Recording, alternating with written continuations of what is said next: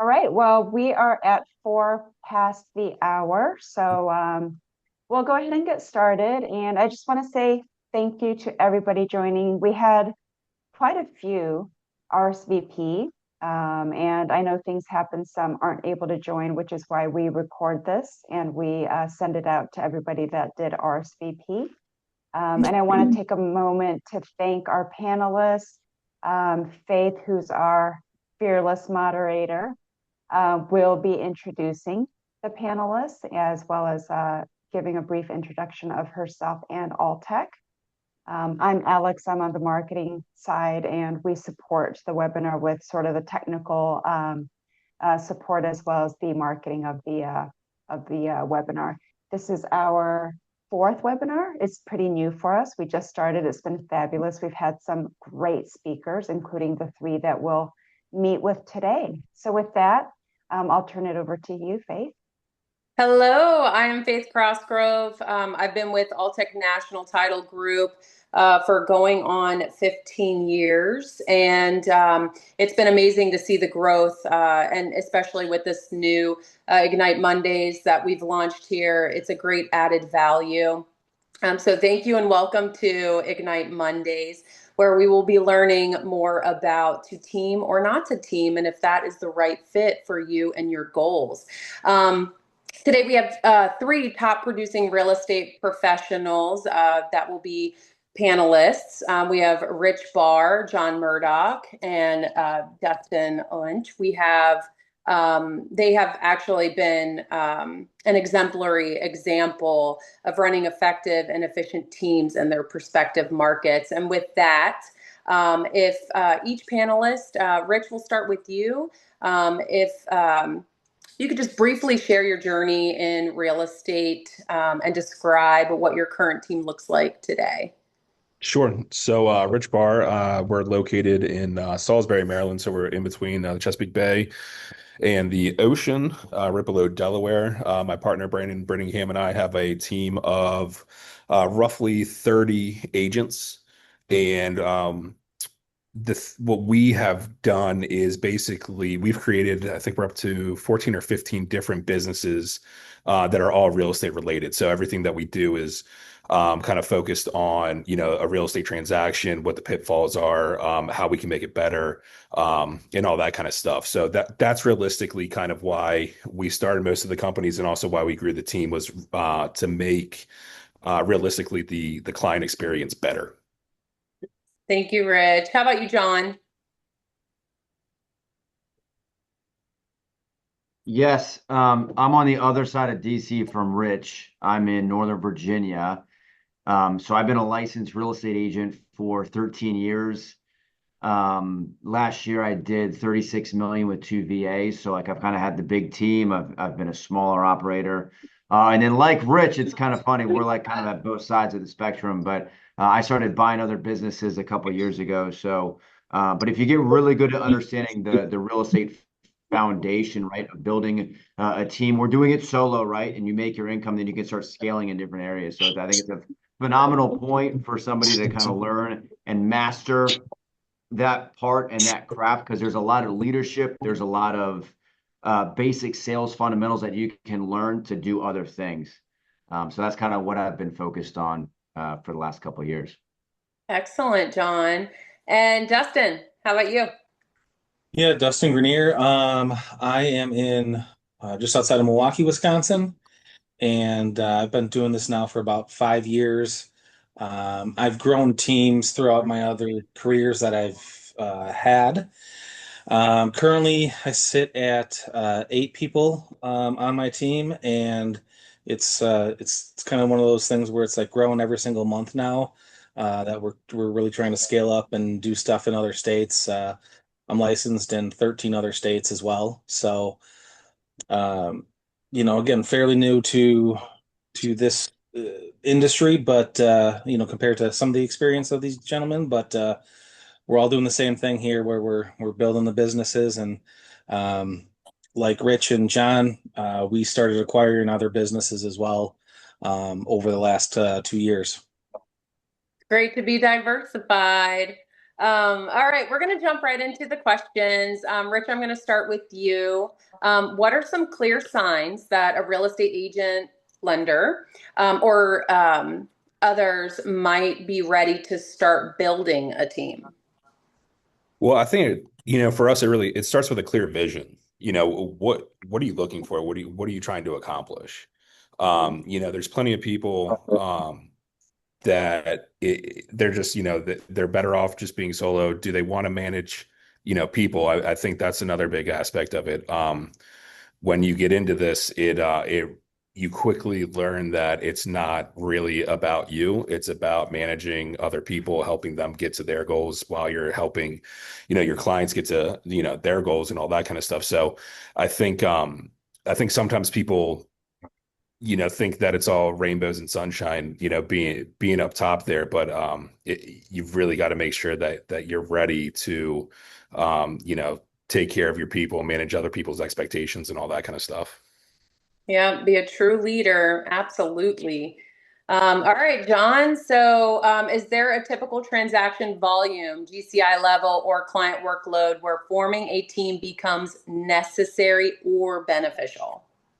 I don't think there's like a cookie cutter, like, hey, once you hit here, right? I think it's more when you have a natural development and when you have the business that's coming to be able to support a team, right? So what Rich said, like, you got to have clear expectations, 100%, right? But also building a team, it's not going from like you don't need 20 agents tomorrow. Do you know what I mean? Like there's different levels of building a team. So like you can have people that help you out with showings, or you can have a transaction coordinator, you can have a something that helps you on the administrative side. Like there's different levels, so you got to figure out, as you're building your business, as you're doing sales, hey, what are your obstacles, right? So you do a SWOT analysis, right? So figure out, hey, what are your strengths at that current point? What are your weaknesses? What are the opportunities that you have? And then what are your threats at that current level, right? And evaluate yourself, have some self-awareness.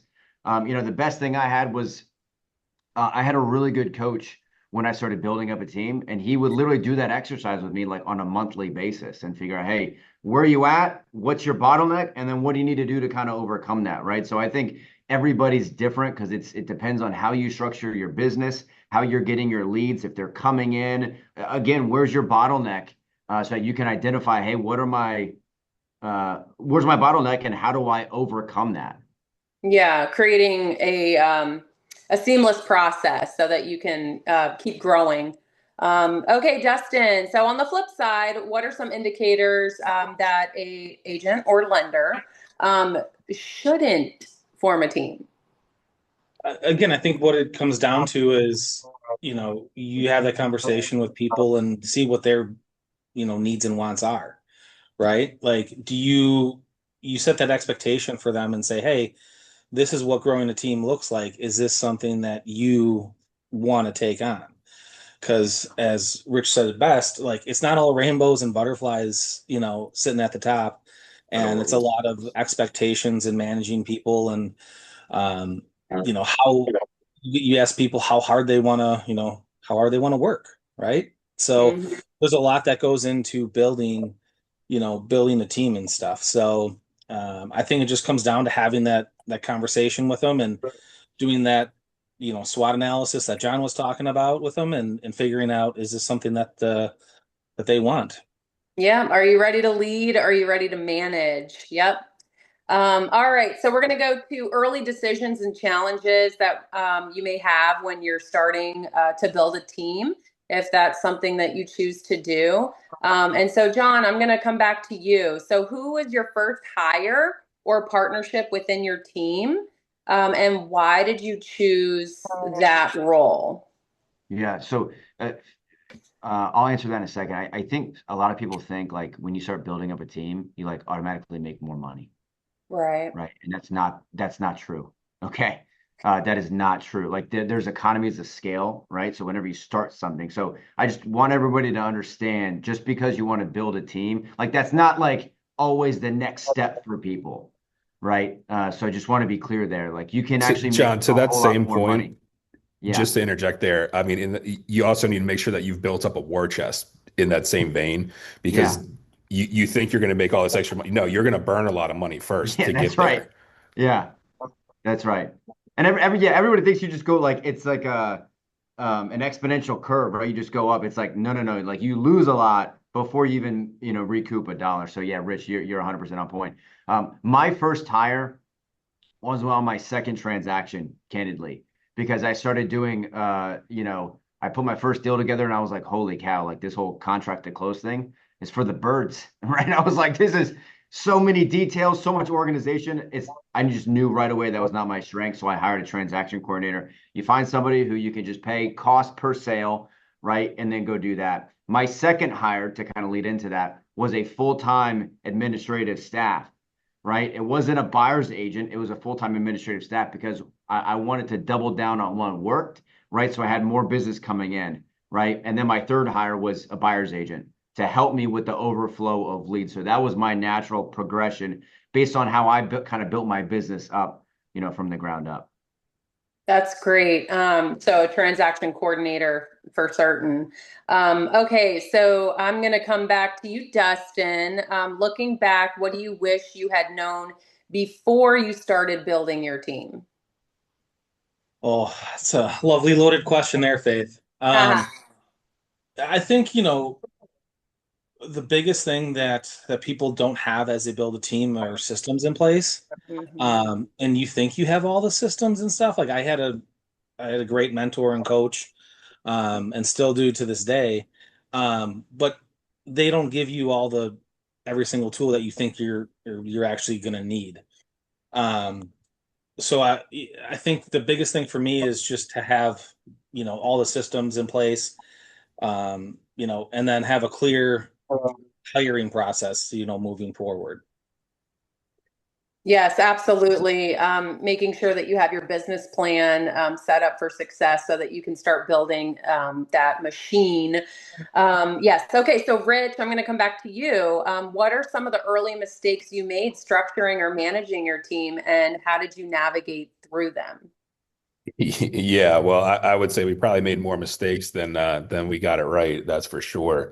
Um, kind of like what Dustin said, we had no systems in basically, and I think most entrepreneurs when they do this and they said that whether it's they want to set up a team or whatever, we're all really good doers and we're all really good at just saying, hey, we're gonna figure this out, right? Which to a degree is true. Um, but not when you're actually creating a business. And I think that's where a lot of people struggle is, you sit here and you say, okay, hey, we're going to create this team. Well, what does that mean? Well, we're just going to go get a bunch of agents and we're just going to go and we're going to go sell a ton of real estate. Well, I think realistically that the biggest mistake is people don't realize that they are at this point creating a business. So, do you have a business plan? Do you have that vision? Do you have the wherewithal to do it, the money and everything else that goes around it? And I think that's why sometimes people just get lucky, but then also I think you see a lot of people start and then a year later, they got to two, three agents and they just kind of disband because they don't have any of those systems or processes or anything in place other than, hey, let's just go sell a crap ton of real estate.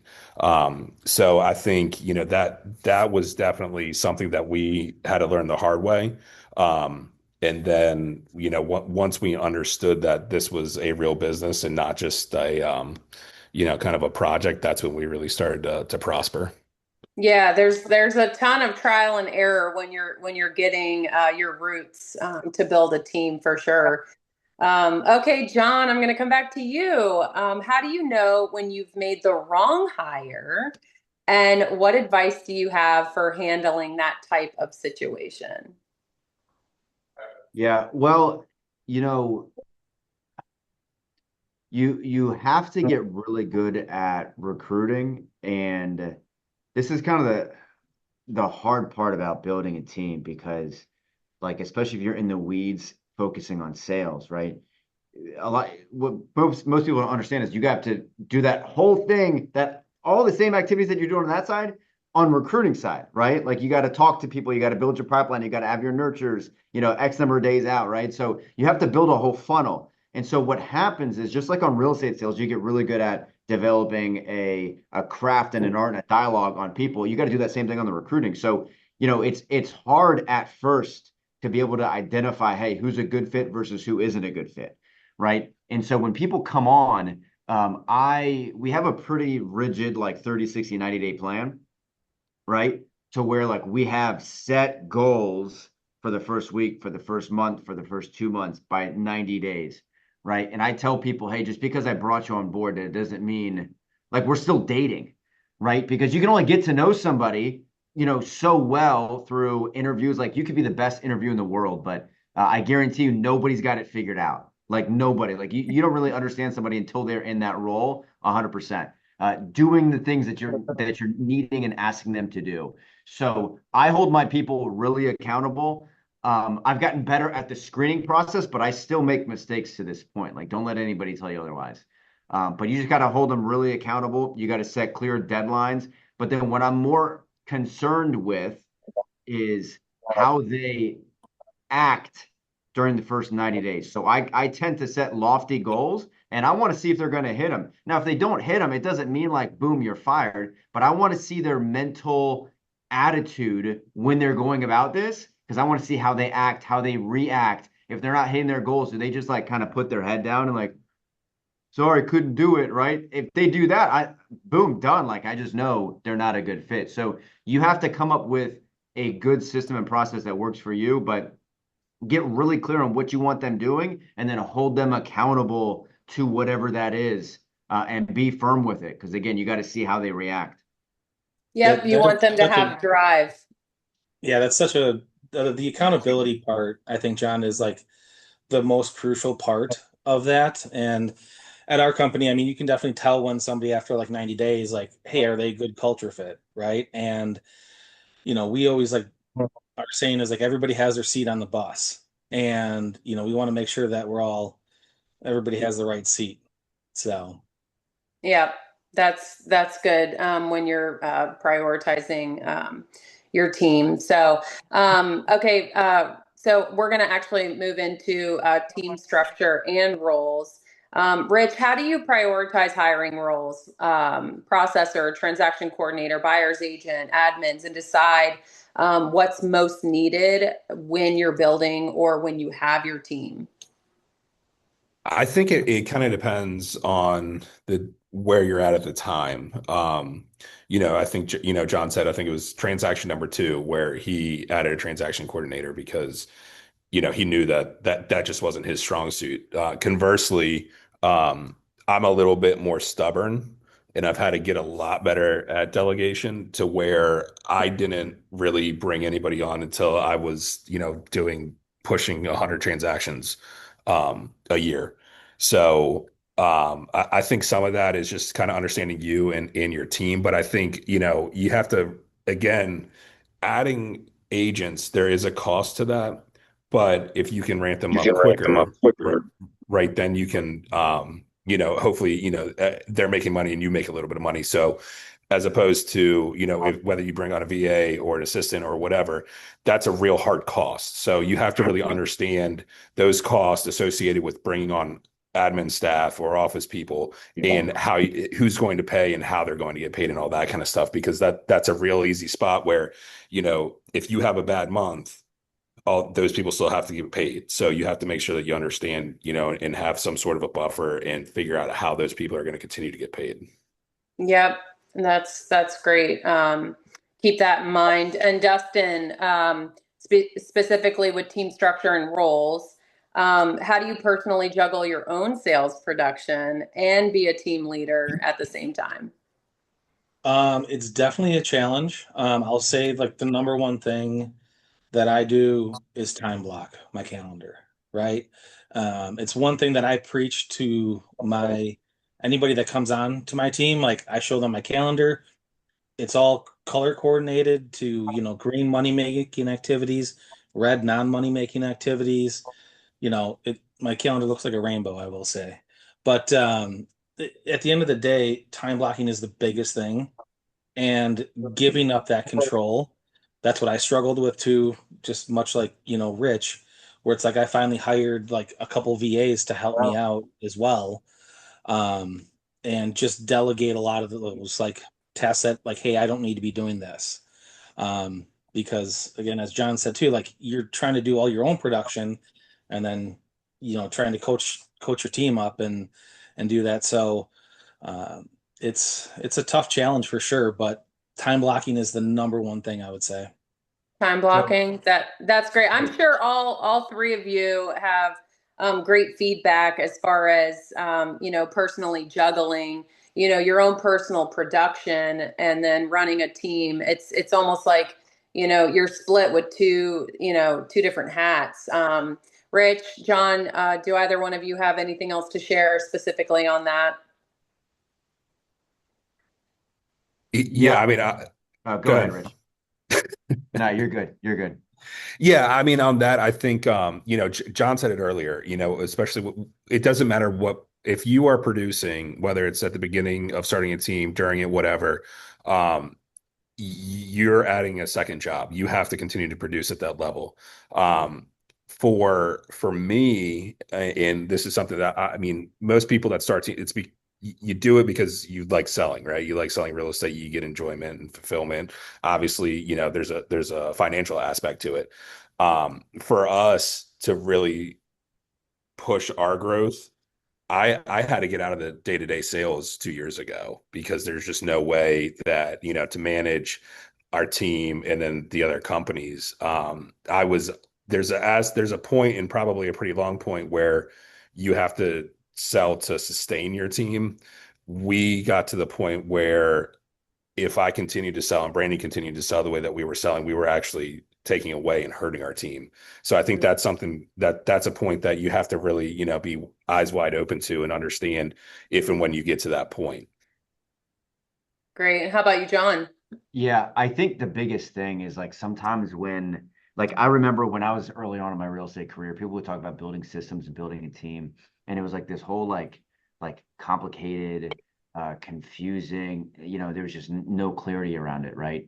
And so one thing that really helped me, I was like, and it took me like years to like get to this point. I think like sometimes keeping it simple is actually really complex, right? Because you like really dumb it down and you break it down. So when I'm in building mode, and I still do this today, right? But I'll literally go throughout my day and I'll write down, hey, what did I do at like every 30-minute interval, right? Because we got to be focused on bringing money in, right? But then also like when we're hiring and bringing onto the organization, we got to get those lower level dollar producing activities off our plate onto somebody else's, right? Because they could probably do it a whole lot better than we could because we're focused on so much, right? So literally every 30 minutes, write down, hey, what did I do, right?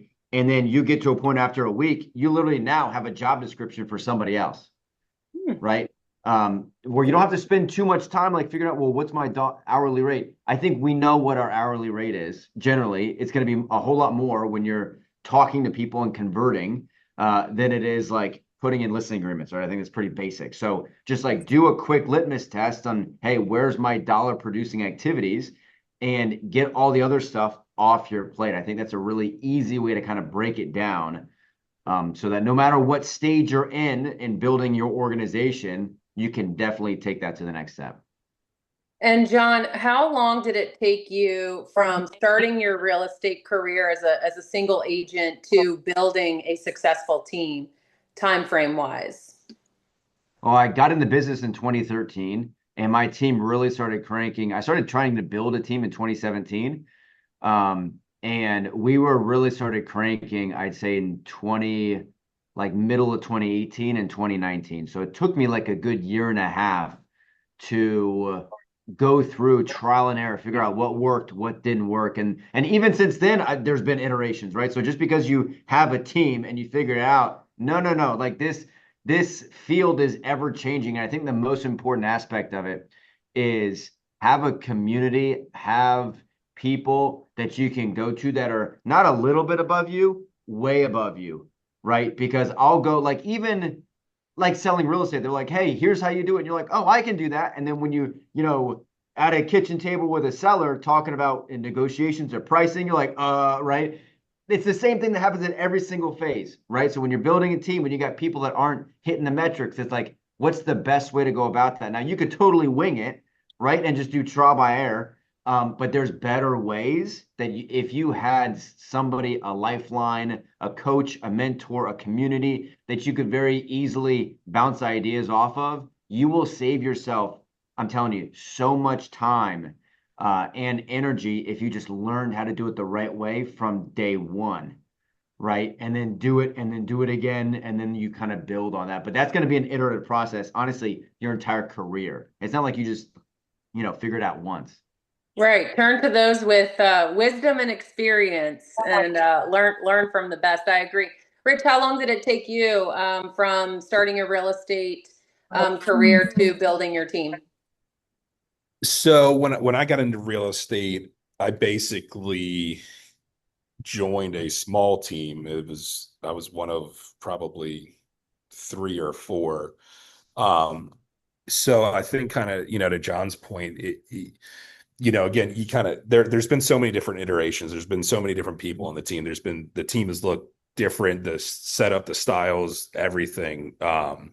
So kind of similar timeline. I mean, I got into real estate the end of 2016, so 2017 was really my first year. And that's really when we started focusing on growing the team. And so I think John and our path were kind of similar. So 2017 we were probably five agents, and I think to that same point, we we were so super close knit and tight, which we still are, that there were probably a lot of agents that we didn't let in at the time that maybe today to get the growth that we need that we do, but we're still super protective of our culture. So it's been quite a change and a trial to get from, five agents to the 30 agents. But there's ways to do it that you can still make sure that you're keeping like your core culture and all that kind of stuff. So, you can really you focus on taking care of the client and doing it the right way and the way that you want to do it. Well, how in the world in a year and a half did you get to where you're at? You're at what, 150 transactions per year or more? Total for our team. Yeah. So team wide, so with 30 agents, we'll do probably 700 to 800 transactions this year. Oh my Um, gosh, I was way off. And so how yeah, did you get there? I mean, you built that starting in what, 2016? So you started off on a small team and then you started your own from what, a year and a half you started building that and now you're basically. up at 800 plus Yeah. transactions per year. Yeah, I mean, it's all, I mean, one, it's about people, about bringing in the right people. I mean, we're still very, relatively stringent on who we let in the building. Faith, you've been to our office a handful of times. I mean, I think our agents are here if they're not, out on showings or whatever, they're at the building. Not very many of them are working from home or anything like that. So, just by having that culture and everybody being together, a lot of stuff happens. And then also, quite honestly, we feed our pipeline, with some of the ancillary companies that we have. I mean, we build new construction, we flip a lot of houses, and then we have some relationships with some of the pretty large national home builders. So it just really kind of depends on, how far you want to go, willing to take it and all that kind of stuff. So, I mean, I don't know that. And, John brought it up too. I mean, we've had some pretty good mentors and coaches that have really, helped us get there along the way. I think that to me, that's one of the biggest takeaways is, find those people, well, mentors, coaches that have done it and are where you want to be, and pay them and let them help you compress time, because that's the ultimate goal there. Yeah, efficiency, for sure. Dustin, how about you? How long did it, from you starting your career, in real estate lending to, building your team? How long did it take you? Um, Excuse me. Yeah, so I didn't start this team until 2024. Mm-hmm. The company itself, Epic, started in 22, late 22. So our first full year, I mean, I was like employee number 7 here. Um, and now we have like 80 people at our company Oh, wow. in 3 years. And yeah, I mean, we've like the growth from the business standpoint, went from like 60 million the first year to like 200 million, last year. This year we're going to do like 400 million. Oh Uh, my gracious. yeah. But as far as like my specific team goes, I started it in January of 2024, and we're we're going to add a couple more states this year, so I should have 20 by the end of. That's my goal for this year is to have 20 by the end of the year. Wow, that's incredible. So in just 1 year. All right, we're going to move into culture, retention, and leadership when building a team. And so, John, I'm going to come back to you. What strategies have you found most effective for creating and maintaining a strong team culture in real estate? So the biggest thing I think Rich said it at the very beginning, but it's like just being crystal clear of what your goals are, right? So like I know exactly, I've got my culture defined, right? And everybody sees it, everybody knows it. It's like living, breathing, right? So I only bring people on who I know are going to be a good addition to our culture. They're going to fit in, right? They're not going to be like the rotten apple in the bunch, right? So that's probably the biggest thing out of everything. It's like building the right culture. You build the right culture through the right people. That's it, right? You can't teach that. You can't coach that. People either have it or they don't, right? So you got to get really crystal clear on what you want your culture being, and then bring people on that fit that culture. Okay, I mean that'll knock out 90% of any issues that you have. Because if you don't have that, then you have the people that are lazy. They're not showing up. They think that's okay, right, to act like that. When in the right culture, everybody's like, no, that's just what we do, right? Like we just like Rich said, he's got a lot of people that show up in the office. You can't coach that, right? People either want to show up or not. It's like I heard an analogy a while back. It's like if you're the guy that you got the shopping cart, when you're going to the grocery store, and if you just like leave it in the parking lot anywhere and then go put your groceries away and like just leave it for someone else to come pick up, like you're probably not, thorough. You maybe cut corners, right? But if you're the guy that puts the shopping cart back where it needs to go, you like go put it back before you leave. That's the culture I want, right? People, you don't even have to tell them to do that. They just know automatically to go do it. Right. The determination to have buy-in or ownership really with the team. That's Correct. great. Now, I will say a lot of that is like when we're looking to add quality salespeople, a lot of the driving factors that I look at is, yeah, like there's humility, there's coaching, right? But you have to have that level of determination of somebody who wants it, right? Now, typically, a lot of top performing people, they are money motivated to some degree, right? And that's typically one of the number one or two determining factors in a career that they choose, right? So knowing that, you have to have an opportunity where that person can come in and create a big lifestyle and big income with you, and you have to be able to have the system that supports that for sure. Yes, that's great. And that's what team is. Okay, so Rich, when we're talking about culture, retention, and leadership, how do you find and more importantly, keep top producing talent on your team?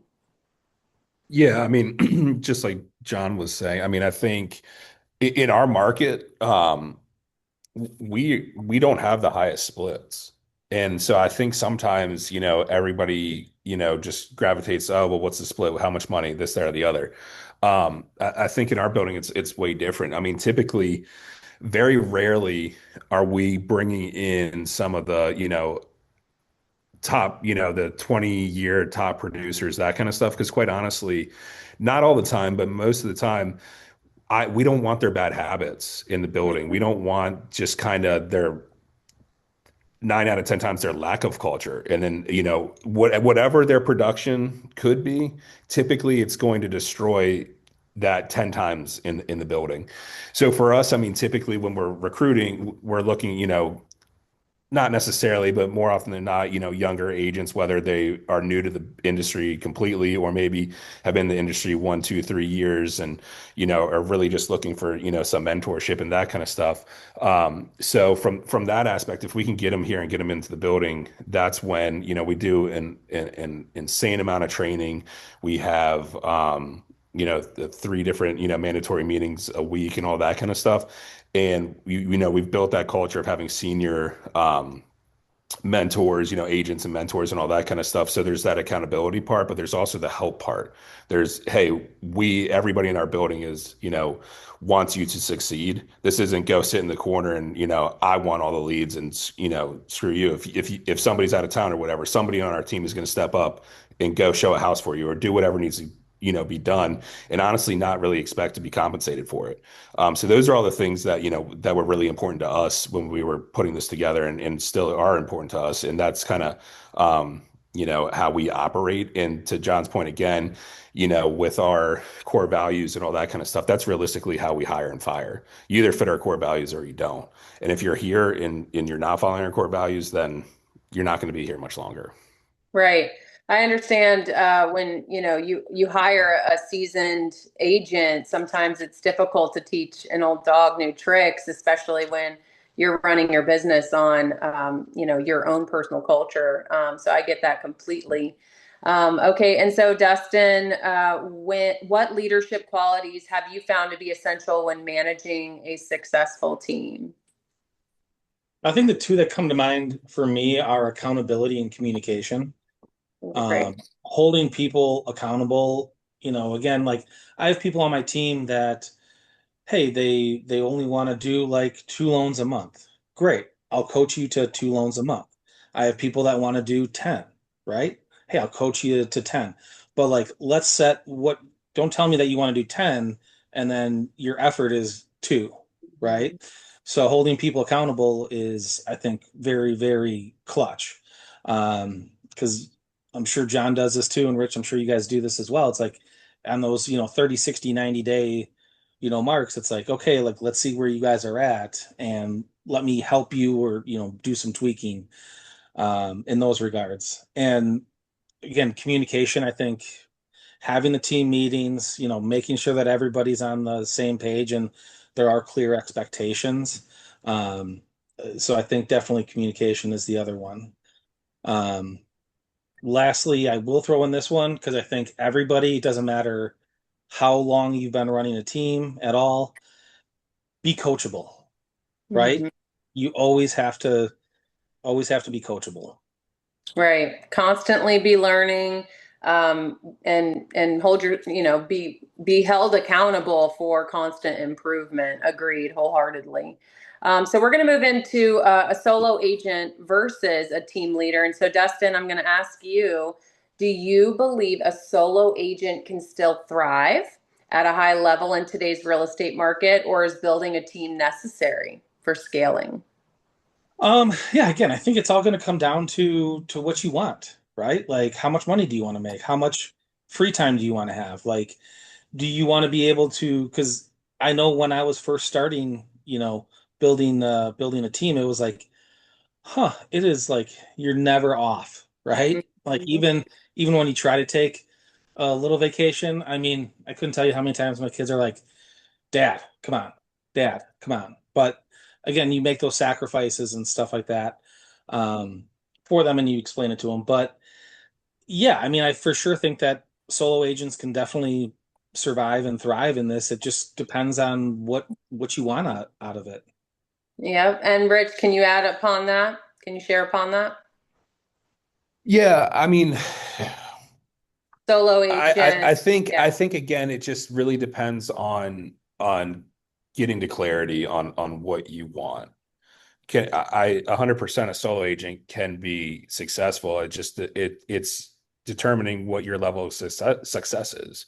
Is Hmm. it just going out and selling a bunch of real estate and trying to make as many dollars doing that as possible?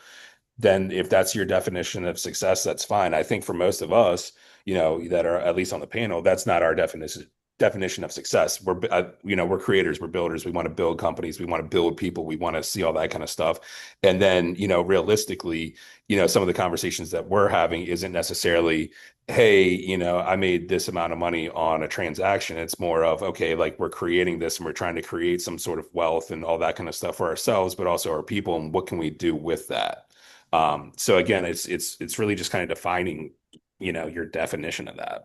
That makes sense. Yeah, because if you have somebody that's content with making, $5 million, or if you want somebody that is ready to grow and build their own team and, it costs money to make money.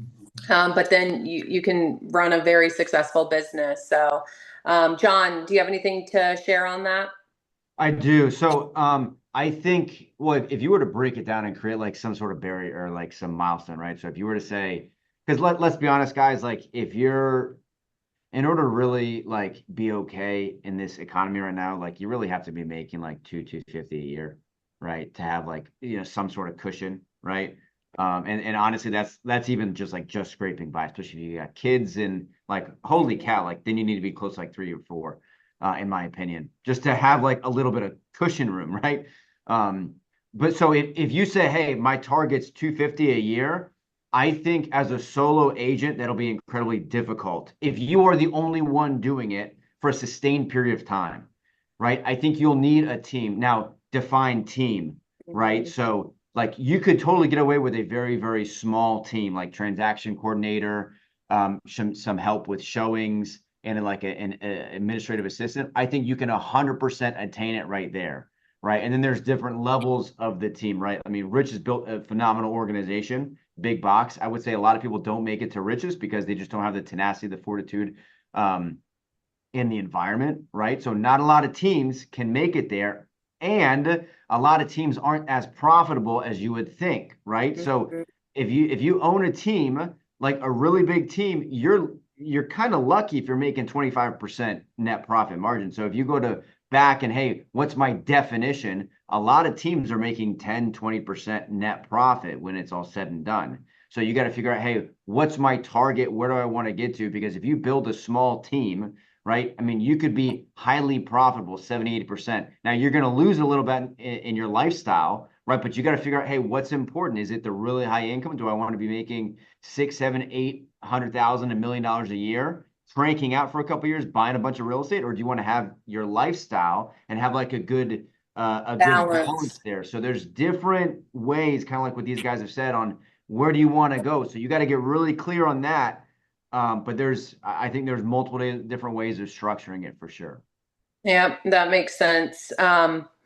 So we're gonna move into, or actually, John, since I have you here, for top producers who don't want the full responsibility of leading a team, are there alternative or hybrid models that still support growth? And you kind of shared a little bit about that.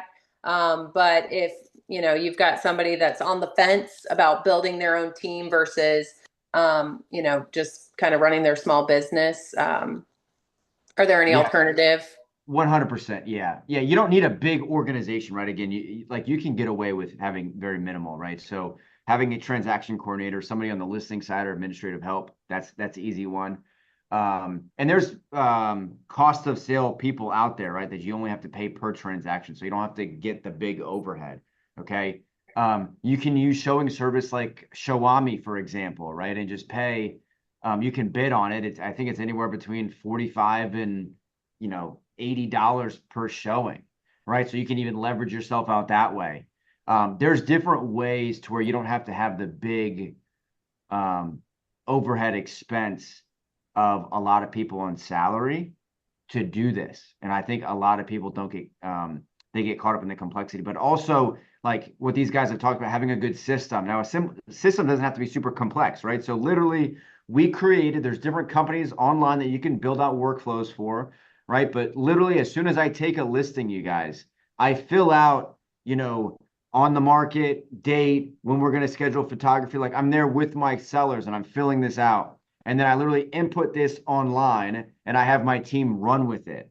So these systems that people talk about, they don't have to be complex. They don't have to be super complicated. They're really simple things that literally like you give it to somebody and they know exactly what to do, when to do it by. Like it's very clear targets and deadlines for the tasks at hand. So it doesn't have to be complex. Right. Rich, I'm going to ask you for some advice to share with our participants today. So what advice would you give to a top producer who's overwhelmed by client demands but nervous about giving up control? Well, I think I've learned this the hard way, and I bet a lot of other people have too. You're going to give it up one way or another. It's going to happen. So if you have so much business and you're overwhelmed and you're not willing to delegate and do those things, you're going to lose that business because you're not going to do a very good job. So, I think that's the biggest lesson that I've had to learn is, and to this day, even um on a transaction, very rarely will I take outside business, and if I do, it's a close friend, family, something like that. And the reason being is a year or two ago, I realized that I was doing those clients a disservice. I wasn't able to give them the level of satisfaction that they deserved because of everything else that we're doing.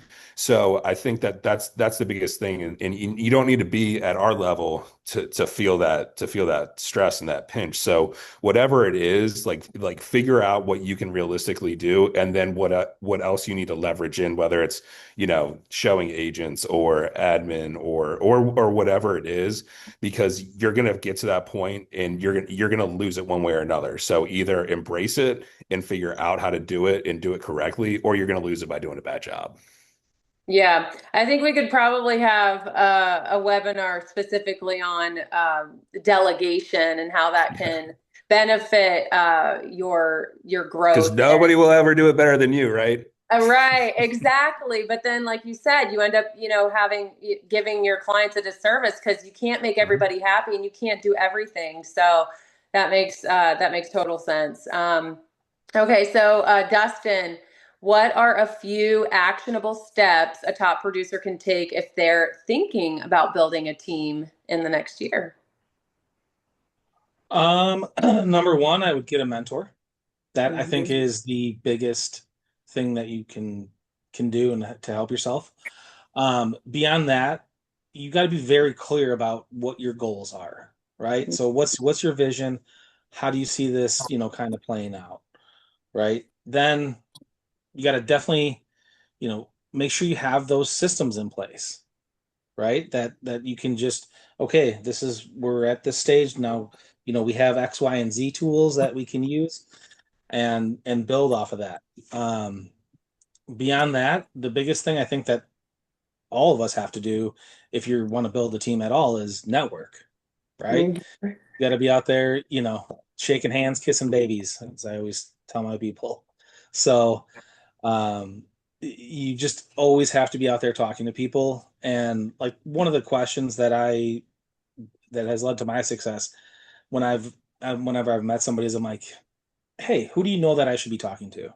Right? It's like such a basic question, but people that you're already like working with and stuff, they want to see you succeed. They want to help you out, right? So I think it's a really good question to ask, and um, yeah, that's what I got for you So, on that. yep. So goals, vision, mission, systems, your SWOT, delegation, networking. Yep. Putting that in place. Okay, John, I'm going to come back to you. Can you share a breakthrough or success story that really confirmed building a team was the right move for you? Yeah, I mean, do I have a story? Um, it's Or honestly, breakthrough? it's more, and I think both of these guys have touched on it too. It's when you get to a point and you're like, oh my gosh, I forgot to do this or I forgot to do that, and now you're playing catch up, right? Mhm. So you may think that you have to be the guy to do it all, but I'm telling you, you're not. There's other quality people that could do your same role, right? Like we are replaceable, you are replaceable. I'm sorry, right? I hate to break that to you. Um, but when you get to a point where you're like, oh no, right? Like you're having those moments, you need help. Now the goal is to have more situational awareness on yourself and say, get to that point before you have the oops, right? Because when you have the oops, like I've had situations where I call back a seller and they say, "Oh, John, like I'm so sorry. I didn't hear from you. I forgot your email, I forgot your phone number, forgot to call you. So we went with someone else. I'm like, dagger, right? Because every time they call it, oh, John, you're my guy. I'm going to use you, et cetera, et cetera. And, for whatever reason, it wasn't. So it's just getting to that point to where you're that. But I'll tell you, when you do have the systems in place, the quality of your life is so much better. Like I can put my head on my pillow at night knowing like, when I write contracts, I send, like, this is the level of delegation you can get to, right? I send an email, I say, hey, I want this. Can you write an offer? It's in their inbox in like 20 minutes, right? Mhm. And then to get addendums come back and say, hey, can you do this? Boom, it's done. I don't even have to think about it. I'm moving on. So you can literally get to that level of business to where you're very, I mean, you still know what's going on, but you're not in the weeds at all. And it's a phenomenal place to be. I'll say it that way. Yeah, delegation is imperative. I know that's right. All right, and Rich, so what's one tech tool, CRM, and I'm sure you guys could all probably share on this CRM or system that's been a game changer in how you run your team? Um, Honestly, I mean, we like a lot of people. I mean, we've used and continue to use a lot of different tech tools, but I'll tell you, for us, it was the system part was the accounting side, and especially having other bolt-on businesses. So we have we've gotten pretty big. So we have a full-time CFO. We have a controller behind her, and bookkeeping, all that kind of stuff. So for all of our businesses, I have real-time data to the penny on where we're at.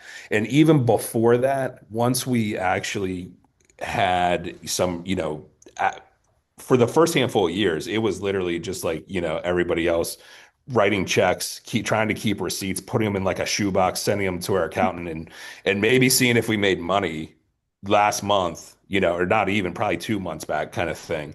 So once we got a little more clarity on that and understanding, what we were spending money on, what was working, what wasn't working, that for us was really a game changer. And now every decision that we make is based off of a P&L and accurate, up-to-date accounting. So the money for this side, it was the biggest thing, understanding, where our dollars were and what they were going towards. So did you or have you utilized like QuickBooks, or is there a different program that you might be able to recommend? Yeah, I mean, we use QuickBooks across our business, and then, geez, we have so many different pieces. So I mean, again, like, it all kind of depends, how big are you when you can bring somebody in-house, to do it versus sending it to, a bookkeeper, accountant, that kind of stuff. But I think that's one of the things, especially if you're looking to build a team and all that kind of stuff, it's not just your in-house team, it's your whole collective team. So the accounting piece to it, realistically, you're gonna need a lawyer, all that kind of stuff, and not necessarily just for real estate purposes. So it's those collective pieces, that for us were huge. That Just, is great advice. I know we're wrapping up. I know we've got 3 minutes. Thank you so much, Alex, for reminding us. There's just so much great information that you guys have had to share with us today. And so I'm going to wrap up with this. If each of you want to just kind of share briefly in one sentence, what's your best piece of advice for top producing agents deciding whether or not they want to build a team? Rich, you can go. I think, honestly, for us, it's, if you do it for the right reasons, the money will come. Mm-hmm. Take care of your clients, the rest will take care of itself. Yep. That's great advice. How about you, Dustin? I think for me, it's, if you're consistently like overwhelmed or you're missing opportunities, you're doing that disservice to your clients that Rich talked about, then it's definitely time to start building a team. That's great. You're overwhelmed and you need to start delegating and put systems in place. That's great, Dustin. And then John, how about you? Yeah, I would just say, when you just definitely make sure that you got the bandwidth to take care of building the team, right? Because a lot of people say, "I build a team," and then like people start building a team, and they got no business for the team to feed on, right? So definitely make sure you have the business before you start building a team, for sure. Yep. Oh, that's great. Yep. All right. So Alex, we are, finished with our moderating questions. If you had anything else you wanted to share, with the participants today on our webinar, we do have another one coming up the first week in July, first Monday in July. We hope everybody will. Yep. It's July 4th. I don't think Yes. I'm working. Oh, I don't that's think right. That's any of right. us. We had to move that. I'm sure a lot of people are actually I'm working sure that there'll day, be plenty of fireworks, but it'll be, igniting for yeah, there you everybody. go. Yes. But it'll be the week after that, which I think is the 11th of July. Yes. Mm-hmm. And for me, Rich, John, and Dustin, this was incredible. I learned a lot. It's really interesting because, I recently, the report isn't recent, but unsurprisingly, with real estate agents, probably lenders, any industry, the top 3 challenges that I read from this NAR report: client acquisition and business development, and how do you balance that while still running your business?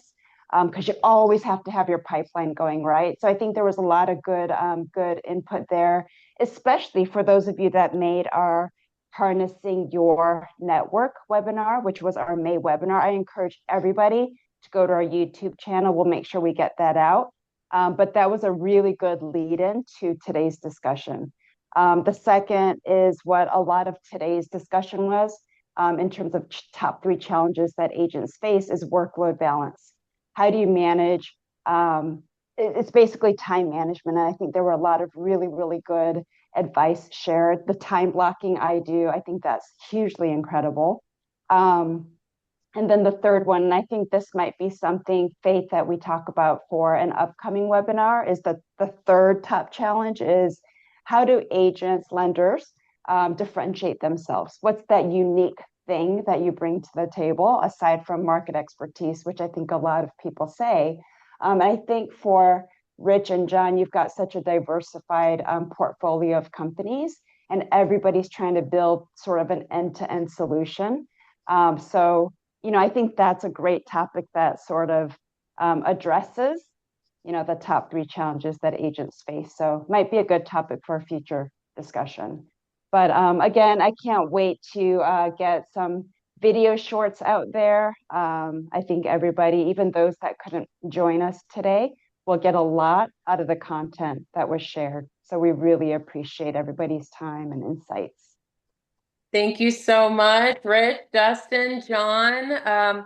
I'm sure we will be sending up a post follow-up for everybody. We'll include their contact information, which is also listed on our Ignite Mondays website, for more information, if you'd like to connect with our panelists today. Otherwise, we will look forward to seeing you on July 11th. Love it. All right. Well, thanks Thanks. again, everybody. Thank Yeah. you. Appreciate it. Thank you. Thank you, Have a guys. great day. Great. Thank you all. And thank you, Yeah. Faith. Bye. Thank you. Bye.